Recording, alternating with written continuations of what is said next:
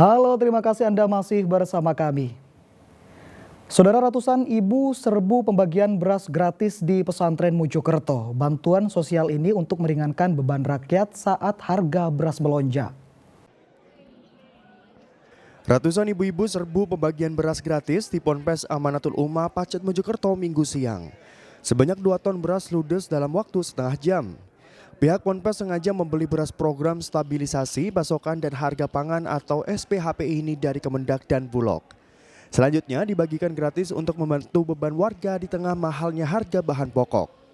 Warga mengaku senang mendapat beras kemasan 5 kg secara gratis. Kalau di pasar itu harga beras sekarang berapa, Bu? 14.000. 14.000. Bu, kalau ini tadi dapat berapa kilo itu, Bu? 5 kilo. Perasaannya gimana, Bu, dapat beras? Ini tadi dapat gratis atau gimana, Bu? Gratis ya? Sementara itu, Bulog memastikan stok beras SPHP untuk operasi pasar masih mencukupi hingga 7 bulan ke depan. Banyak, tidak terbatas, di gudang kita itu banyak. Jadi di gudang kita itu sekarang 6.500 ton lebih. Ini kita gelontorkan semua. Ada juga nanti bantuan pangan lain lagi programnya kan. Jadi untuk operasi pasar, untuk stabilisasi, ini gerakan stabilisasi harga ini sepanjang tahun. Dari Januari sampai Desember. Saat ini stok beras Bulog wilayah Surabaya Selatan dan Mojokerto mencapai 6.500 ton. Diak Eko Purwoto melaporkan dari Mojokerto. Saudara, Kapolda Jawa Timur sidak Stadion Gelora Bung Tomo Surabaya untuk memastikan arus lalu lintas dan pengamanan di stadion terlaksana dengan baik saat Piala Dunia U17 bergulir. Polda Jatim akan mengerahkan sekitar 3.000 personel untuk menjaga keamanan di sekitar stadion. Menjelang pembukaan Piala Dunia U17, Kapolda Jatim Irjen Polisi Imam Sugianto melakukan inspeksi di Stadion Gelora Bung Tomo, Surabaya. Kapolda bertemu dengan perwakilan FIFA serta pejabat Polda Jawa Timur dan Polrestabes Surabaya.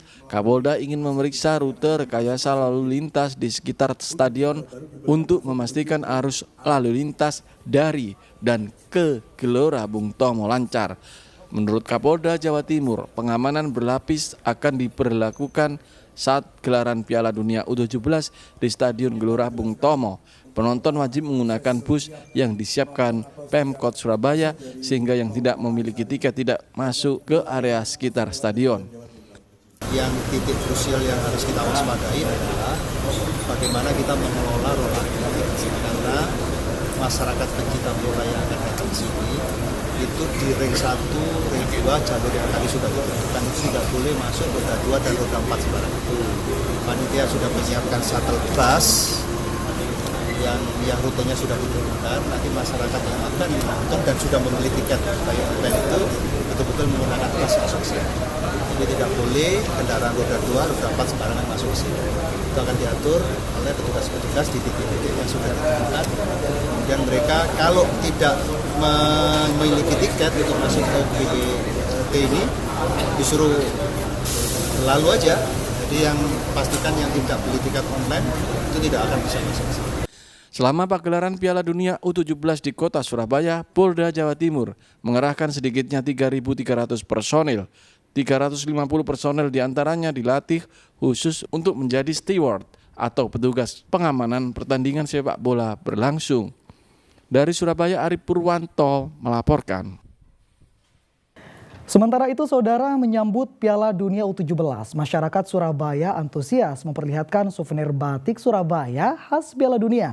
Menariknya, batik khas ini dihasilkan puluhan penyandang disabilitas.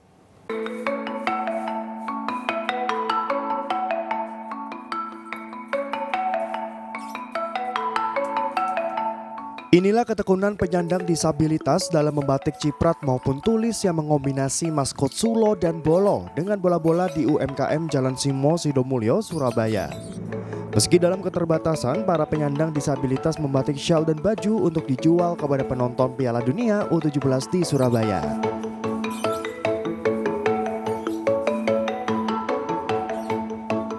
Sekitar 21 penyandang disabilitas tergabung dalam UMKM Rumah Konveksi Asyadina Muta'aliku Rusdina.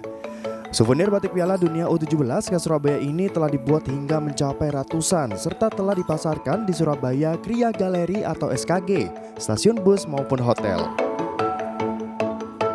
Ya kita siapkan sih karena yang mengerjakan juga disabilitas, jadi kita pendampingannya lebih ini biasanya kan ini memang secara khusus memang ada yang bisa maksudnya bisa gambarnya memang ada, tapi rata-rata juga enggak. Jadi kita lihat dulu potensinya di mana, di kaosnya atau di batiknya. Kalau batiknya banyak ya kita bisa nambah orang ataupun yang teman-teman yang di sana bisa bantu dulu di.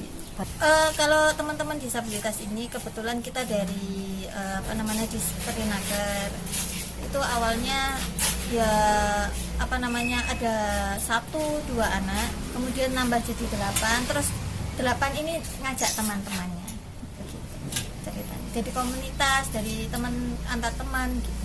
Karena mereka komunitasnya besar.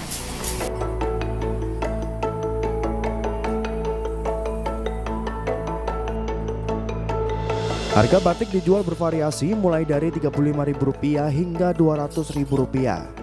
Selain batik, terdapat pula kaos khas Piala Dunia U17 bermotif sulo dan polo. Dari Surabaya, Ari Purwanto melaporkan.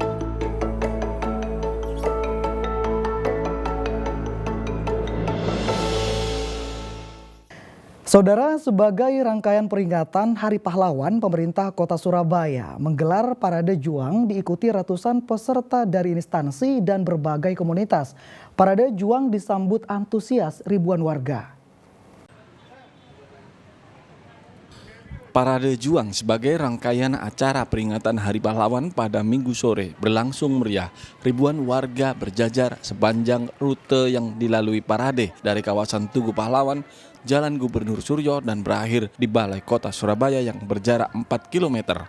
Warga Surabaya mengaku mereka cukup bangga melihat kotanya menggelar Parade Juang. Karena melalui Parade Juang, generasi muda kembali mengenang jasa para pahlawan. Lihat Parade Berjuang. Ada apa di Parade Juang? Mengenang para berjuang. Seru nggak? Seru. Rame ya? Ya, Ini sama teman-teman apa sama orang tua? sama orang tua. Sering nonton gini? Sering. Ini ada acara Surabaya nih gimana? Menurut Ibu gimana? Bagus sekali, saya senang sekali tiap ada acara di Surabaya pasti saya ikut nonton. Bangga jadi orang Surabaya. Semangat, selamat Hari Pahlawan. Semoga sukses selalu semuanya menghadapi pemilu biar aman, tentram. Semangat untuk Surabaya. Ratusan peserta dari berbagai instansi dan komunitas mengenakan pakaian perjuangan, dari mulai komunitas motor gede kuno, komunitas jeep, hingga komunitas sepeda ontel, hingga peserta yang mengenakan pakaian layaknya korban perang. Sementara itu untuk menyemarakkan Hari Pahlawan 10 November, Pemkot Surabaya juga menggelar berbagai acara seperti Surabaya Heroic Days 2023 serta Naik at the Museum di Tugu Pahlawan. Rahmat Hidayat melaporkan dari Surabaya. Budidaya melon hidroponik di Jombang, solusi bertani di lahan sempit dengan hasil maksimal. Informasi selengkapnya akan kami hadirkan untuk Anda sesaat lagi.